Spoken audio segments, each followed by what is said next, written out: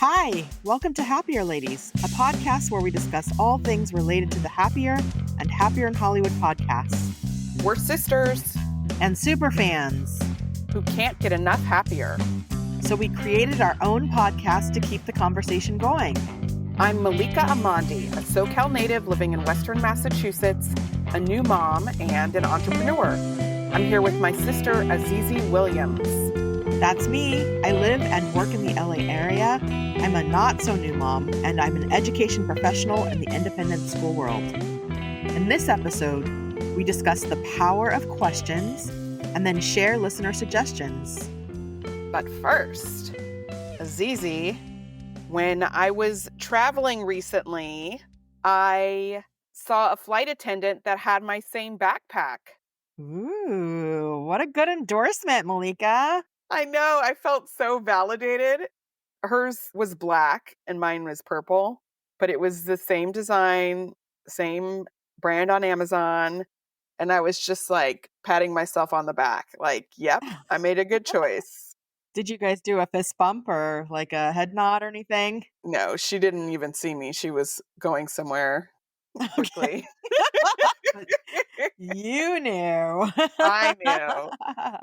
Yes. And I texted a friend and was like, That's awesome. Speaking of backpacks, I have a backpack dilemma, maybe. Maybe that's too strongly worded. okay. So here's the thing. I can't wear tote bags because they make my back hurt. Like even Mm, small amount. Like it has to be really like nothing in the bag if I'm going to wear it over my shoulder, or else I have like sciatic issues that kind of flare up.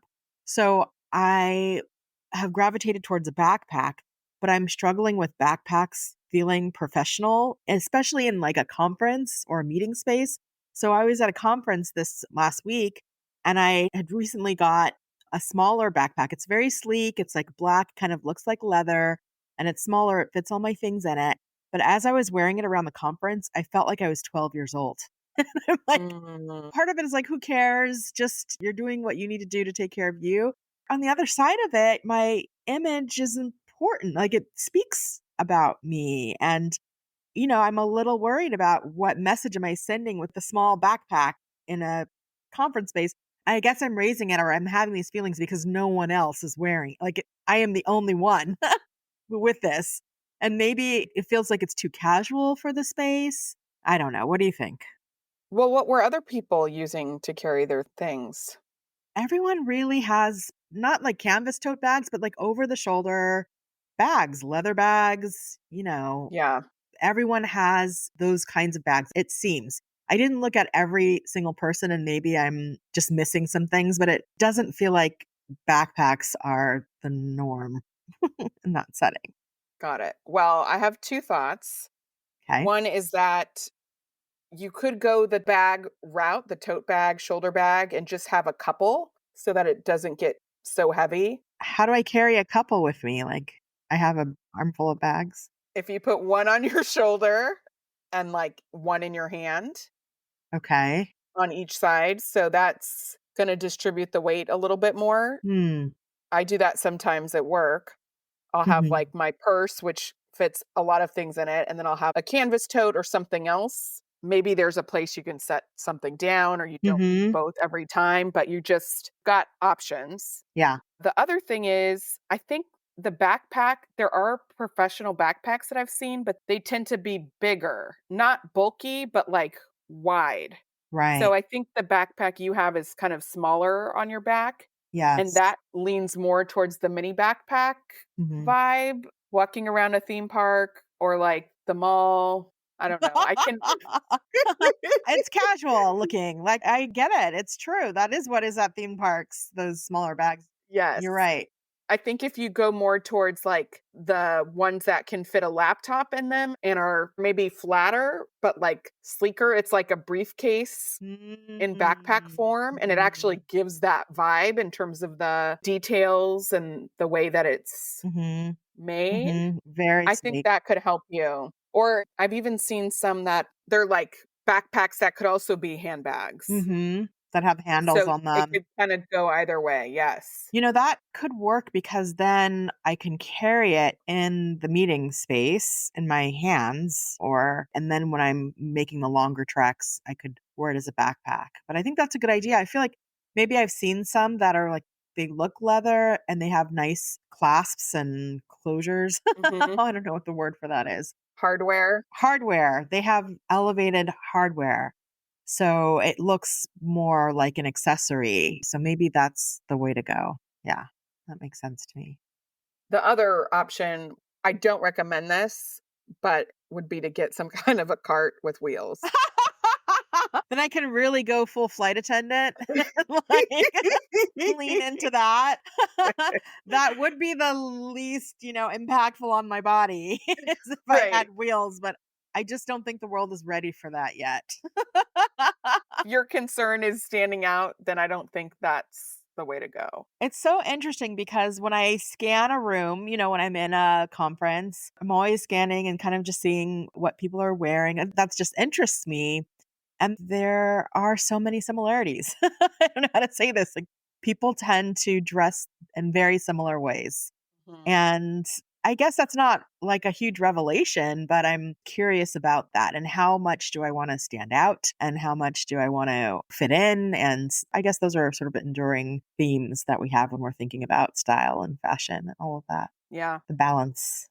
Azizi, do you remember your 3 style words? Yeah, I think so. I think it was effortless, luxurious, and approachable. Okay. What about you? Well, I'm asking you because I wanna understand how a backpack fits in with these words. Right. Okay. So, I think, a backpack is effortless, right? In a sense, and then a nice backpack is luxurious. And maybe wearing a backpack makes me approachable. Do you think? Perhaps. Yes. So it's the luxurious part that I need to play up. Right. Oh, that's good. That's good. Thank We you. gotta keep those words front and center. Yes, we do. It's endlessly helpful. Mine were comfortable, timeless, and whimsical. How are you doing? I'm okay. I don't think I have as much whimsy as I would like, but I am Hmm. leaning into comfortable and timeless. Okay. Though I'm curious, the weather's going to change soon. And it's like started to rain a lot. I mean, timeless isn't having to do with the weather, but I realize a lot of the things that I purchased recently are for, I don't know, like my shoes, and I need to think fall now. Well, I can't think of a better way to bring whimsy into your wardrobe than your shoe wear. True, true. Some wellies or some rain boots. I don't know. There's a lot of options there. So maybe just have fun with the shoes. All right. Well, let us know your thoughts on backpacks and a backpack versus a handbag versus a briefcase if you use a briefcase. I want a And briefcase. let's take a break. And when we get back, Azizi will share a shortcut to happy.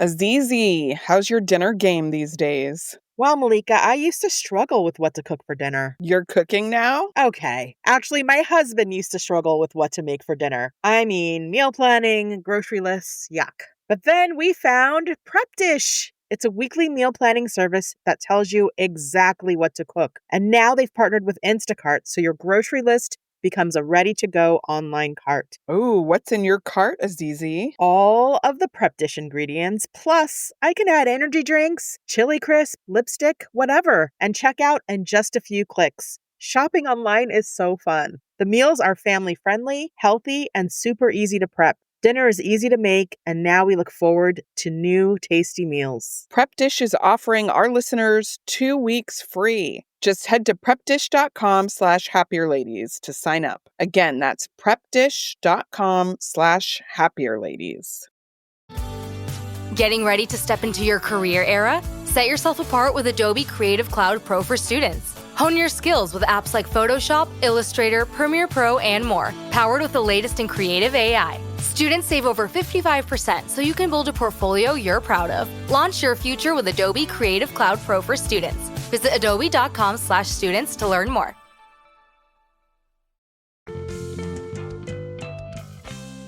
Okay, we're back. And this segment is Shortcut to Happy, where we share a simple strategy that will make you happier. And I have been thinking about questions and essential questions. Really, I've been inspired by the power of questions recently. Why? Questions are such a great way to gain a deeper understanding of who you are or to cut to the bottom line of a complicated situation. And a good question and a well placed question are powerful in so many different contexts.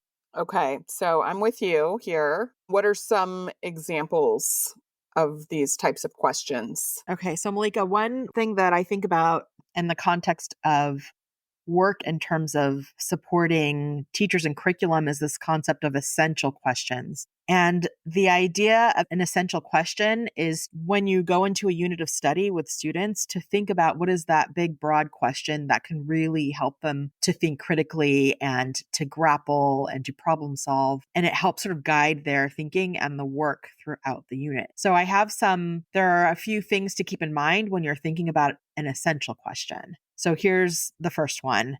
It's open ended. That is, it typically will not have a single final or correct answer, sort of not easily answered.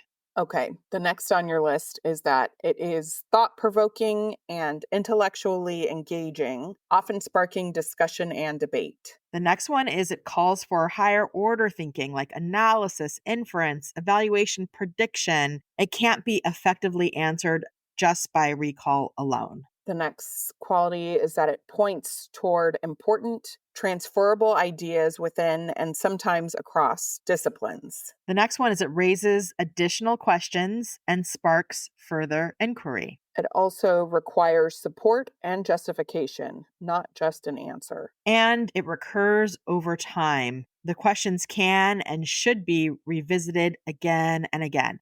So this list comes from Jay McTeague, who's a educational philosopher and has done work in this field for years and years and works with educators to bring more essential questions to their classrooms. And what I've learned is that essential questions are great outside of the classroom also. You can use an essential question to think about your work with your teachers or with parents. There's so many different applications for posing a question before you go in to do a project or to do some work. And I just love how when you revisit that question, you're thinking deeper and deeper about the work that you are doing, whether that's in the classroom or outside of the classroom. I love this because I think, I don't know, this list is kind of really giving you things to think about how to ask a quality question. And these are the types of skills that we focus on in school, but then we don't really focus on them outside of that or as adults. And so it's interesting to be refreshed about like, well, what actually makes a good question and how could that be used in other areas of your life outside of educational contexts? Right. It's valuing grappling with Yeah. something that's complex. And that's what we should all be doing is grappling with the complex, really. And often what we do in life is complex. And so posing a good meaty question can help us think about it in a different way. Is there a particular situation that you've had where you've used this way of thinking about questions recently? I've used it when thinking about working with groups of people. Like I've used it largely at work in the context of work. And one aspect of work is admissions and getting families interested in our school. And so an essential question that I've asked or pondered with my team is how can our school support parents' needs for their children? Something really big and broad like that. Hmm. And then we just think about, okay, what are all the ways that we do that? How can we convey that? How do we demonstrate that in a variety of ways and just sort of come back to that essential question over and over again? It's about how are we meeting the needs of children today, or how are we meeting the needs that parents have for their children as a school? So that's how we can use essential questions. But then I was inspired by an interview that I heard with someone named Stephen Rogelberg, who does research in the field of meetings and meeting effectiveness. And he proposed that to make a meeting more effective, instead of just having a list of things to do on your agenda, you should have a list of questions. And Hmm. what he said was, if you don't have questions that could be answered, then you don't need to meet, which I thought was so powerful. So here's a quote from him. He says, "Instead of designing your agenda as a laundry list of topics to be broached, consider creating your agenda as a set of questions to be addressed. In its simplest form, the meeting exists to answer a set of compelling questions and in a lot of time. Here is an example of what this can look like." And he writes, instead of a topic titled budget problems, consider a question such as, how will we reduce our spending by 100K by the end of the fiscal year? So you could see how when you turn a bullet into a question, that opens it up to actually problem solve the thing that you need to do or the thing that you want to work on. And then you know if you've accomplished your goal, if you've answered the questions by the end of the meeting. And this is something I tried, and actually it was really effective. It helped me think about this meeting, like what are the important things about this meeting, what's critical, what's not critical. And then I think it opened it up to more discussion or a richer discussion when the agenda items were posed as questions. Did it feel like people were more engaged? Did they notice? Well, they noticed because I pointed it out. Pointed it out. I Okay. said, which is something I have to do. I said, guess what? I learned a new strategy for meeting agendas. I'm going to try it out right now. Let me know how this feels. And we kind of rolled into it pretty seamlessly. And now I just have to remember to do it. That's the hard part. I've had meetings since where I haven't Mm, framed them as questions. So I need to just remember to embed that as much as possible into my meeting agendas. I like it. Thank you. Yeah. Try it out. Tell me how it goes. But I'm curious, Malika, how have you used questions? I have learned that questions are really important in coaching work. So when you are talking to someone, whether you're like a professional coach or you're just trying to have a coaching style conversation, maybe in your work context or with a friend, it puts you into listening and understanding mode instead of just giving advice. There's a place in life for that too, but I think the right question can give somebody permission to express something they might not have otherwise even acknowledged. Hmm. And so I feel like questions just unlock deeper seeds or things that haven't come to the surface yet. And I think that's true, as we relate to other people. You can ask a question that unlocks something, but also in the way that we relate to ourselves or the way we understand our own thinking. And if you answer it for yourself, it probably has a higher chance of actually happening. Or do you know what I mean? Like if it's not something Absolutely. someone just told you to do, if you came to it on your own, even if it with someone's prompting, it's going to be more impactful. Absolutely. What are your favorite questions that you ask over and over again? So I have a few that are just like good, solid ones. And I'm going to ask them to myself in the second person. So it's very helpful Okay. when I'm talking to myself to call myself Malika as if Oh. I was relating to another person. Wait, are you saying that these are questions you typically ask yourself? Absolutely. Oh, I see. Okay. And I could ask other people too. Right. There are questions that I used in coaching a lot, but for our purposes, I'll direct them towards myself. Hmm. And I think maybe on an episode of Happier in Hollywood, Liz has talked about how she refers to herself in the third person. Hmm. Sometimes when she wants to really be encouraging, I resonate with that. So the first question is, what do you want, Malika? The second question is, how do you want to feel, Malika? And then the third question is, what are you making this mean, Malika? So I could ask them in the first person too. What do I want? How do I want to feel? And what am I making this mean? Mm. So I think, what do I want? In any situation, it's just you're trying to figure out what to do or you feel stuck. It's like, well, what do I want? Sometimes the answer is, I don't know. That's more information. Mhm. But often we're thinking about what we should be doing or what somebody else needs. And so it's like, well, what do I want? It Mm. can be powerful to hone in on. And then how do I want to feel? Like, what is the quality I'm actually hoping to experience in this situation? And then I think, what are you making this mean is really powerful because it signals the fact that we get to make things mean something. Mm. Often you just assume that something means something else on any level. And it's just like, well, actually, as human beings, we are meaning makers. That's pretty Mm. much what we do all day, every day.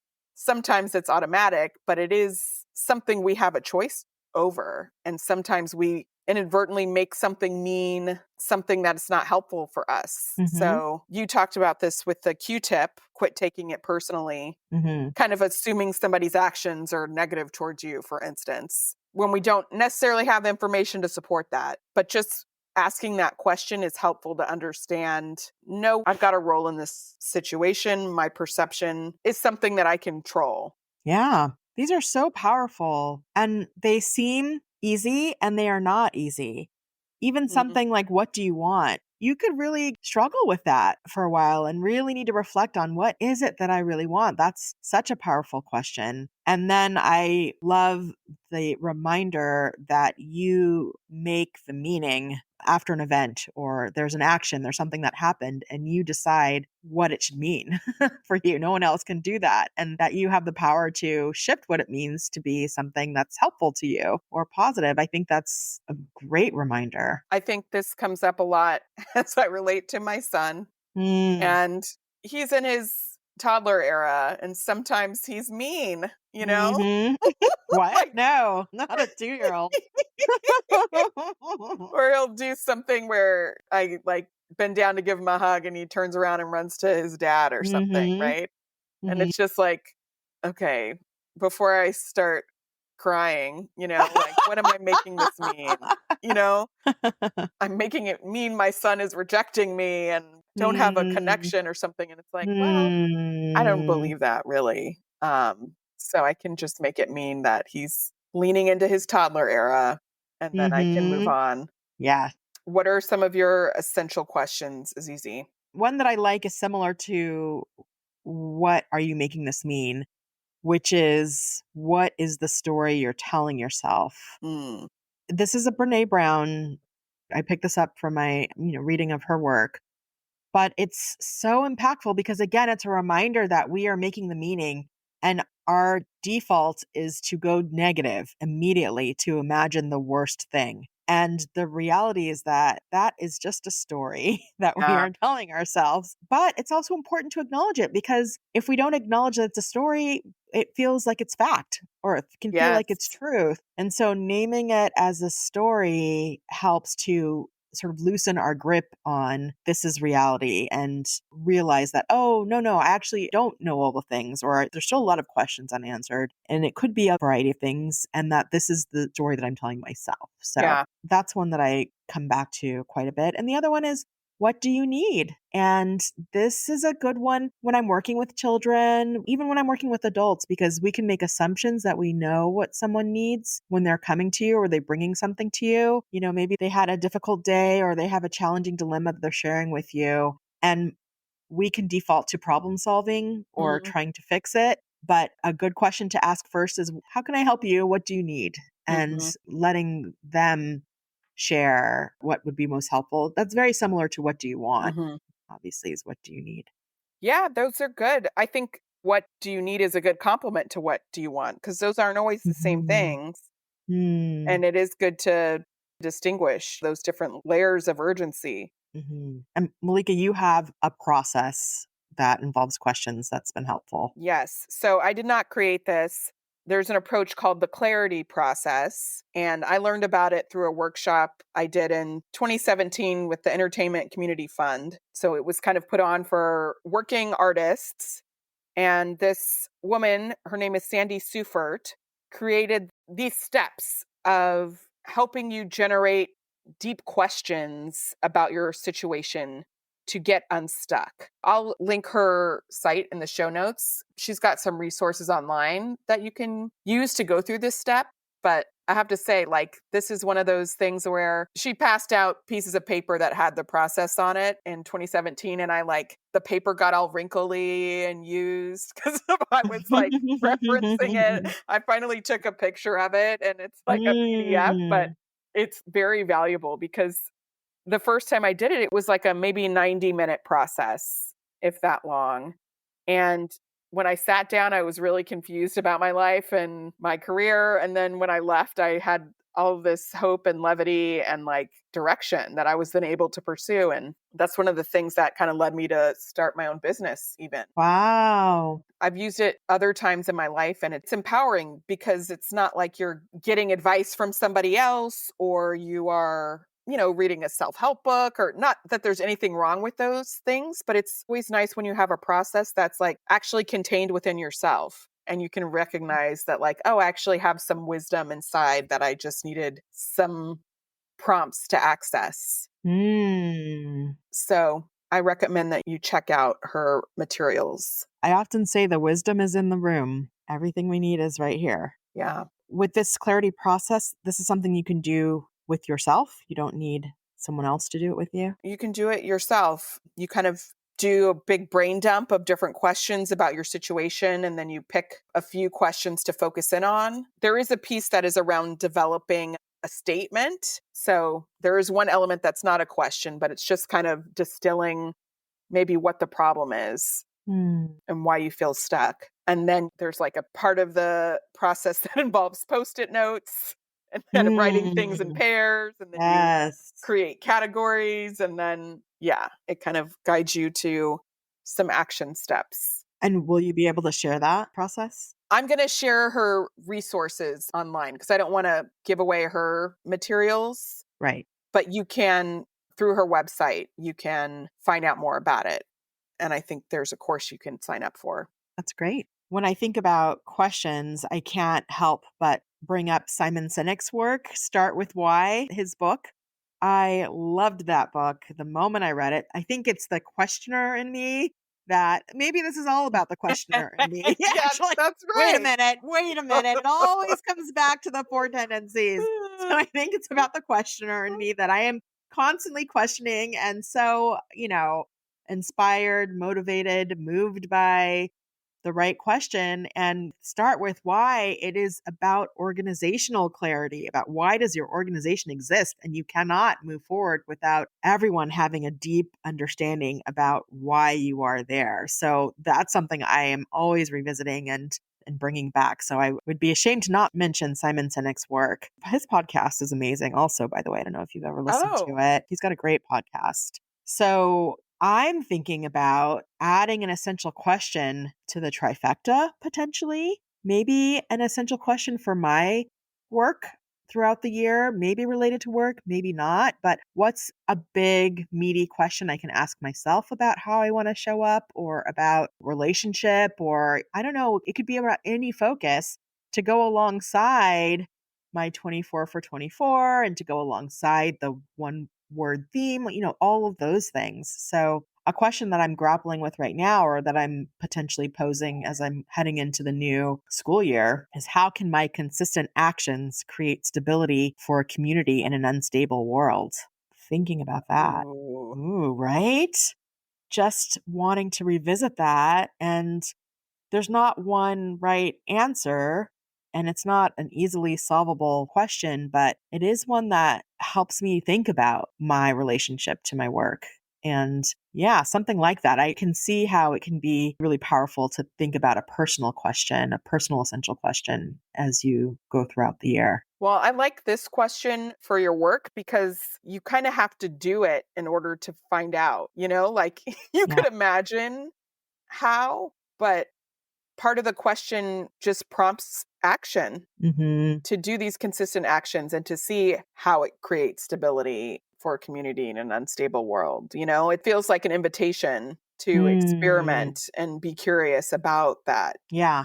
which I like. So, on a personal level, if you did add a question to the trifecta, you've got SOAR, you've got your Right. 24 for 24 list, Ah, yes. putting you on the spot. But what do you You are think it would putting me on be? the spot, but I like that. So if I was good to go broader and not have it be just focused on work, it's a good question. It could be about elevating or something about aspiring. How can I aspire? How can my images or thoughts help me rise above challenges or something like that? Mm. I don't know, just coming up with something. I mean, the thing to know about essential questions is that it does require work. Yeah. There are iterations. You want to get some feedback, you want to try it out. They're not easy questions to come up with. There's a whole process to come up with an essential question. And I remember in one of the classrooms, the teacher would print it out really big and hang it in the classroom so that everyone who walked in also saw that question and Mm. could engage with it as well. So yeah, it's something I need to think more about. What about you? Do you have any thoughts about or drafts of what an essential question could be for you? What's your word of the year? I don't remember. Yogi. Yogi, that's right. I think what comes to mind is something around how can my connection to my breath and my body transform my experience? Yes. Which even just asking that makes me more like, I better go do some yoga today, you know? Like It unlocks something, doesn't it? it does. I think when you think about what your goals are, and that's the other piece of this goes alongside backward design planning. So you ask your essential question or you pose it, and then you think about all the experiences and activities that you need to do that will help you answer these questions. So Mm. you think about what books do you need to read? What field trips do you need to take? What experiences do you want to have that will help you gain information to answer this question. So you could also do that in your personal life. If you started with the question, then you can go backwards from there and plan out your 24 for 24 with that question in mind that you want to answer, for example. Yeah, there's something in the book Building a Second Brain by Tiago Forte that delves into this. And I am embarrassed. I haven't read the book, but Norm told me about it. I gave it to him. If your husband reads the book, I think you could count Right? it as reading the book. I think so. Yes. But there's basically a framework like this, which is instead of having a list of areas to focus on for the year or for your life, you could have a set of questions. And the person who proposes it in the book is, I think, in their world, they always have 12 questions, but Mm. no more than 12 that they're always thinking about that kind of drive what they read, how they spend their time, what they're interested in, what's worth them collecting or saving in terms of information and links and articles and things like that. Hmm. It's like, does it relate to any of the questions I'm working on? Yes Hmm. or no? Hmm. So it could also be a filter. I like this idea. Questions are alive. Yeah. Let's revisit this. I think there's something there. I'm excited by it. Me too. So let us know what questions you are thinking about right now and if you're questioning questions.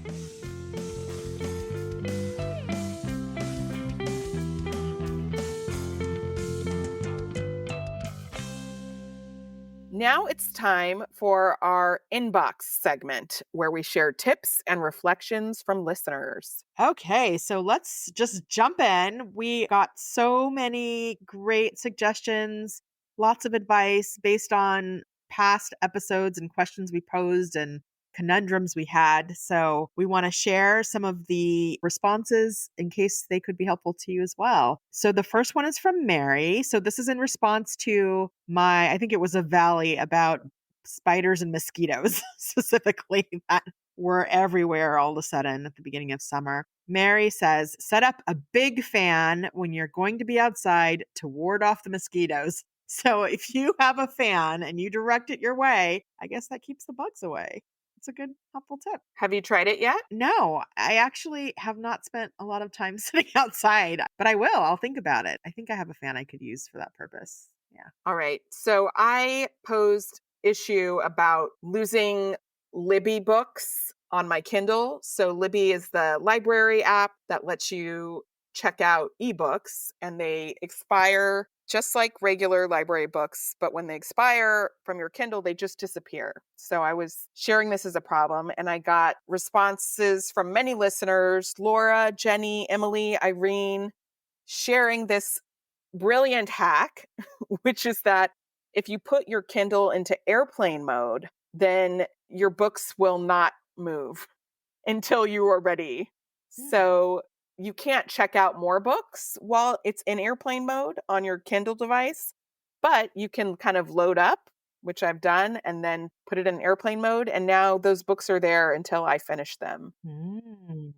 I picked plenty. So nobody gets hurt here Mm. because on the app, on the phone, it does still return your book. So the next person in line gets it. But your Kindle is like this separate device frozen in time, not connected to the internet. So I feel good about sharing this hack. No books are harmed in the process. That's great. So I haven't quite figured anything out for audiobooks because those don't Right. go through the Kindle app. But if you are Libby plus Kindle person, this is a game changer. You could do it for audiobooks on your phone, but it just means that your phone is always in airplane mode. So Right. That's that's not very you can't practical. use anything else on your phone. I'm sure it would work, but good to know. I talked about how I want to have some rules around sugar. This was one of my 24 for 24 and wasn't sure what those rules could be or should be. And Sandra wrote to share. She says, Azizi, I too am trying to control sugar and fried foods. 40s mean fried food doesn't agree with me. So pairing concepts that Gretchen has talked about to help. It's not going perfectly, but it does make me think. So I go with sugar is social and fried food for friends. My goal is to only eat sugar as part of social settings and fried food like fries or fried cheese curds when I can share an order with someone. I think this Oh, is brilliant. I love an alliteration. I mean, bonus points for alliteration. And this is just the kind of rule that could work for me. So I'm definitely going to be thinking about this one. Thank you for sharing it. I like it too. I might just try it on this week. Right? Sugar is social and fried food is for friends. And I guess you'd have to have some parameters around social because, I'm social with my husband, with my Nope. daughter. Doesn't count. Doesn't count? Okay. Nope. So, social, people outside the house, with people outside the home. Sugar is Yeah, social. I guess I would say with your friends or family if you're out of the house Right. Right. or if you're having friends over. I think the point is But the house, like not doing these things in the yes, house. It's the yes. main point. I love that. Okay, Malika, try it out. Tell me how it feels. I'm going to ponder Okay. this a little bit more. So we also posed to the listeners, I think this was from you, Azizi, issues with packing cubes. Right. You love them I do. and you're confused about what is inside them once you've packed them. I am. So Debbie wrote in, when I first started using packing cubes, I had the same problem of not knowing what was in each one. My first idea was to sew on different colors of ribbon to differentiate them, but remembering which was which wasn't that easy either. But then I came up with an idea that works great. I decided on the packing cube categories. Then I printed each category in a large, bold font on a half piece of paper. Actually, I printed two categories on one sheet of paper and then cut it in two. I inserted that in half of a sheet protector. I just cut a sheet protector in two. Then I attach that to the inside of the packing cube. It can be sewn on the four corners or just attached with safety pins. I've been using them this way for at least 10 years. They've held up well. So this is genius. And it made me realize not all packing cubes are created equal Mm-hmm. because I think mine are not more than a year old and they're kind of getting a little worn and some holes in them. So I think Mm, this is a good reminder if you're on the ground floor with packing cubes, right. you might want to invest in some that are sturdy and that have like a mesh front or something where you could put a sheet protector or attach something. I guess she put it on the outside. And actually, Debbie shared a picture. So we'll post that on our Instagram. Hmm. But it's a very elegant solution. Malika, I was going to do this when I was packing for Summer of Soul because I remembered, there was this brilliant idea that Debbie had, but then I didn't have any safety pins. Wah, wah. Oh, there you go. I need safety pins in my arsenal. And then I will 100% try this.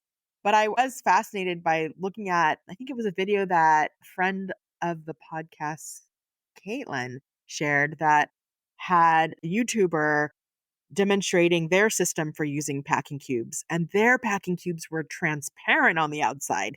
They were completely see through in plastic. And I thought, oh, wow, that's really cool. You could just really easily see what's in it. My packing cubes are black and they're like mesh and you can't see inside what it is. So, just to your point, Malika, about thinking about the packing cubes you choose, there are differences. Geeta, who gives such great advice, offered a tip for using stickers because I shared that I am getting into stickers. Side note, I joined a sticker of the month club. So Whoa. I know I will be getting a Okay. fresh pack of stickers every month. Okay. I was wondering, how can I use these stickers? And she shared a video of how she uses her stickers to decorate her planner and her, I think it was like a weekly or monthly spread, how she incorporates sticker use into them. And it was the sweetest thing and such a good idea, absolutely, to use stickers with your planner. So that's something that I'm definitely going to start doing. Cheryl wrote to us on the topic of pockets, which you said is easy. That's like a non-negotiable for you now. Non negotiable. In your outfits. You must have pockets. So Cheryl said, listening to your most recent podcast and wanted to let you know I had pockets put into my wedding dress. It had a short train, and I said, cut it off and make pockets. And they did.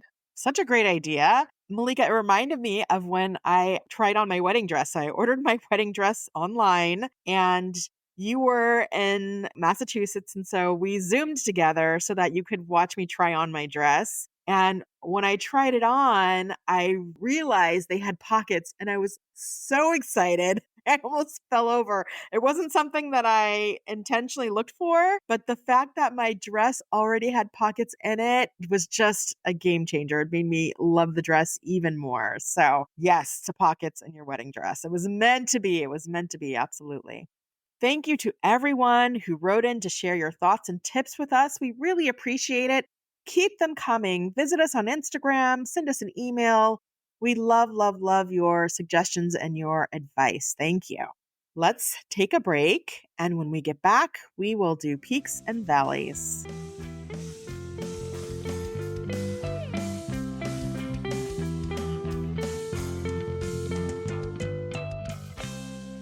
We're back with peaks and valleys because in life, there are always peaks and valleys. This is an odd episode, so Malika is up first with a peak. All right. So my peak is that I feel there are some brighter horizons for our childcare situation, perhaps.